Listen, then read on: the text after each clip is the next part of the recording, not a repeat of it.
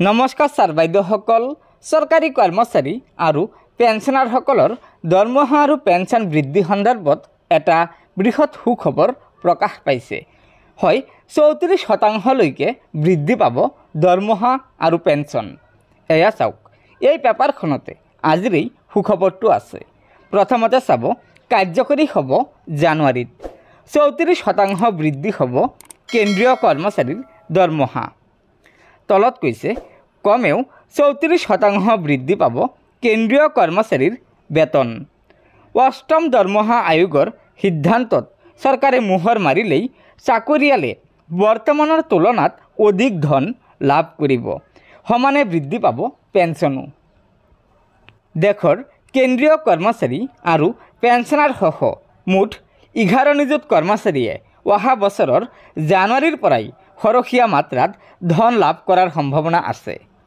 এইবাৰ দৰমহা আয়োগে কৰ্মচাৰীৰ ফিটমেণ্ট ফেক্টৰ 1.83 পৰা 2.46% ধাৰ্য কৰিছে, যি হৈছে পূৰ্বৰ তুলনাত অধিক। অৰ্থাৎ প্ৰাথমিক বেতন বৃদ্ধি কৰিবলৈ গ্ৰহণ কৰিছে উদ্যোগ। অৱশ্যে বৰ্তমানৰ গতিলৈ লক্ষ্য কৰি দৰমহা বৃদ্ধিৰ প্ৰক্ৰিয়া বিলম্বিত হোৱাৰো আশংকা আছে। সমৰ্থিত সূত্ৰই প্ৰকাশ কৰা মতে কেন্দ্ৰীয় চৰকাৰে দৰমহা আয়োগৰ কেইবাটাও সিদ্ধান্তত বৰ্তমান পৰ্যন্ত অনুমোদন দিয়া নাই। সৰ্বোপৰি ৰাজকোষৰ সৈতে সামঞ্জস্য ৰাখি বেতন বৃদ্ধি কৰিবলৈ চেষ্টা চলাইছে চৰকাৰে।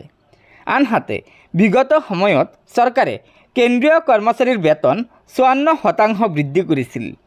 সেই হিচাপে এইবাৰ 30ৰ পৰা 34%হে বঢ়োৱা হ'ব বুলি প্ৰকাশ কৰিছে তথ্য।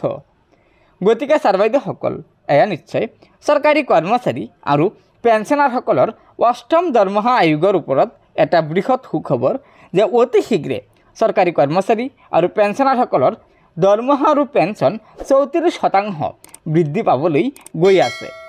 আজিৰ এই পেপাৰখনত এই সন্দৰ্ভত বৃহৎ সুখবৰ প্ৰকাশ কৰিছে। গতিকে লগৰ বন্ধুবৰ্গক এই ভিডিঅ'টো শ্বেয়াৰ কৰি আজিৰ এই সুখবৰটো জনাই দিব আৰু নতুনকৈ অহা ছাৰ বাইদেউসকলে অনুগ্ৰহ কৰি আমাৰ এই চেনেলটো ছাবস্ক্ৰাইব কৰি ল'ব। ধন্যবাদ। জয় আই অসম।